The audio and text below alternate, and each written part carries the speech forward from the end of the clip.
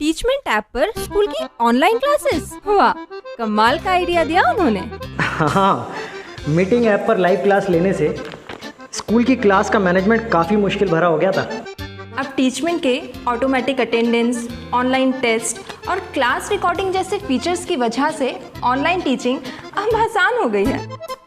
मेरे टीचर्स तो खुश हैं क्योंकि मैं अब यूज कर रहा हूँ टीचमेंट फॉर इंस्टीट्यूट, जिससे टीचर्स और स्टूडेंट्स दोनों को मैनेज करना हो जाता है आसान। तो इंतजार किस बात का, आज ही टीचमेंट फॉर इंस्टीट्यूट पर साइन अप करें और स्मार्टली मैनेज करें अपने इंस्टीट्यूट को।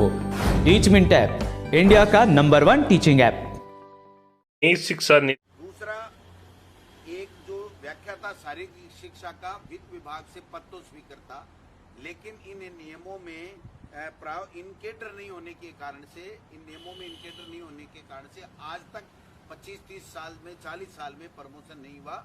इसलिए ये संशोधन करके इसको इनकेडर कर दिया गया है। तो अब व्याख्याता शारीरिक शिक्षा का भी प्रमोशन, जो सेकंड ग्रेड के लोग हैं उनका व्याख्याता में प्रमोशन हो जाएगा पहली बार 70 साल में। इसी तरह पुस्तकालय अध्यक्ष ग्रेड प्रथम का भी 31 पद तो फाइनेंस से स्वीकृत हैं, लेकिन इस 40 साल में कभी भी उनको पदोन्नति नहीं मिली क्योंकि ये पद नियमों में इनकेडर नहीं था, तो उसको नियमों में इनकेडर कर दिया गया।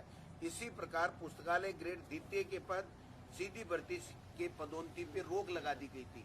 उसमें प्रावधान तो कर दिया नियमों में, लेकिन उसमें ये एक लाइन लिख दी कि ये आगे भर्ती नहीं की जाएगी, तो उसकी वजह से ये भर्ती जो है नहीं हो रही थी, इसको भी कर दिया गया। एक महत्वपूर्ण निर्णय और लिया गया है कि जो पंचायत राज में शिक्षक नई भर्ती होती है और माध्यमिक शिक्षा में पंचायत राज से ही 3rd ग्रेड के टीचर जाते हैं, नई भर्ती उसकी कोई नहीं होती है। तो 3 साल की शर्त थी उसमें पहले 6D के अंतर कि 3 साल की पंचायत राज में आपकी सेवा होने पे ही कोई टीचर है वो माध्यमिक शिक्षा में जा सकता था। अब पंचायत राज का कार्मिक कभी भी माध्यमिक शिक्षा विभाग में या शिक्षा विभाग में, जो शहर में एलिमेंट्री का जो विभाग है, एलिमेंट्री की स्कूल है, उसमें भी जा सकता है। तो जिससे माध्यमिक शिक्षा को 10वीं और 12वीं की स्कूल और शहर के जो तमाम स्कूल हैं जो शिक्षा विभाग के अधीन आती हैं 1 से लेकर के 12 तक के, उनमें टीचर्स बराबर मिलेंगे, वो मिल जाएंगे, ये भी कर दिया गया है। एक हमने ये किया है कि जो व्याख्याता पहले होता था वो किसी में भी ग्रेजुएशन करो, लेकिन अगर पोस्ट ग्रेजुएशन जिस विषय से करता था उसका व्याख्याता बन जाता था। फॉर एग्जाम्पल, अगर उसने BSc किया है, साइंस से वो पढ़ा है ग्रेजुएशन, और उसने अगर भूगोल, अंग्रेजी या इतिहास से 2 साल PG करके, और वो व्याख्याता भूगोल या इतिहास का बन जाता था, जिससे वो क्वालिटी की एजुकेशन नहीं दे पाता था। अब हमने ये नियमों में संशोधन कर दिया है कि जो ग्रेजुएशन जिस विषय में करेगा उसी में PG करेगा, उसी को व्याख्याता बनाया जाएगा। एक जो प्रधानाध्यापक है 10वीं का, उसको ग्रेजुएशन के ही योग्यता की जरूरत थी, उसको पोस्ट ग्रेजुएशन की आवश्यकता नहीं थी। अब उसको जोड़ करके पोस्ट ग्रेजुएट कर दिया क्योंकि वो एक महत्वपूर्ण पद है और अब आगे चल करके वो वाइस प्रिंसिपल बनेगा, प्रिंसिपल बनेगा। तो प्रिंसिपल के लिए तो था पोस्ट ग्रेजुएट और प्रधानाध्यापक के लिए था ग्रेजुएशन, तो उसको भी हमने ठीक कर दिया क्वालिटी एजुकेशन के लिए। एक प्रतियोगी परीक्षाओं से अगर कोई व्यक्ति अपने कैडर में OBC, SC, ST में अगर 1 नंबर भी ले लिया या माइनस मार्किंग भी हो गई या 5 नंबर भी 100 में से ले लिया, तो वो भी व्याख्याता बन जाता था या टीचर बन जाता था।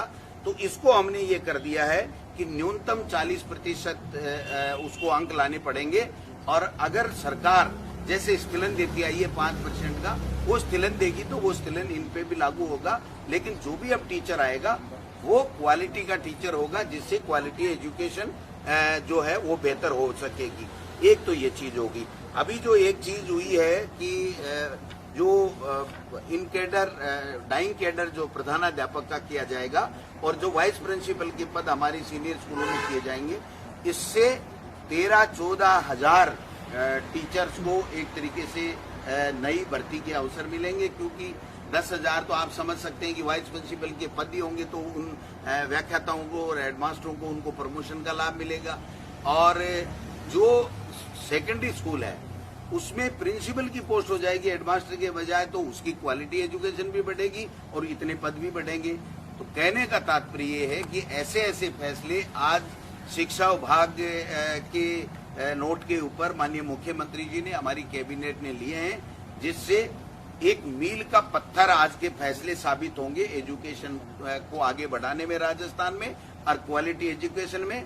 और नए लोगों को, जो हमारे टीचर्स हैं, व्याख्याता हैं, हेडमास्टर हैं, सेकंड ग्रेड के हैं, उनको ज्यादा से ज्यादा प्रमोशन के अवसर प्राप्त होंगे। ये इस प्रकार से सभी शिक्षक संगठनों से इसमें हमारे द्वारा बात की गई है और तमाम ये जो फैसले आज हैं वो मुख्यमंत्री जी ने कैबिनेट में पारित किए हैं। इनको बताने के लिए मैंने आपको कष्ट दिया है। आप पधारे, आपका बहुत बहुत धन्यवाद। एक फैसला मैं और बता देता हूं कि माननीय मुख्यमंत्री अशोक गहलोत जी के नेतृत्व में यहाँ पर विधान परिषद के गठन का प्रस्ताव सर्वसम्मति से पारित किया था, लेकिन केंद्र की मोदी सरकार इसको टाले जा रही थी और एक चिट्ठी दोबारा भेजी गई कि आप बताइए कि आप चाहते हैं या नहीं चाहते हैं। तो ये टालने की मंशा से बताया गया है।